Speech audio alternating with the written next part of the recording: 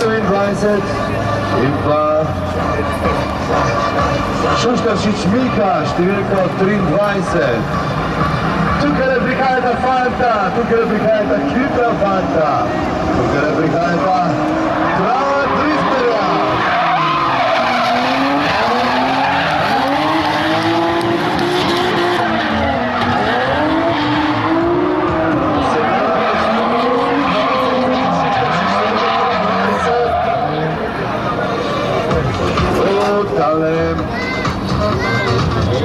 Mislim, da je prvi odbijač tisti, ki je zopet ponagajal številki 23 Mihi Šuštaršiču.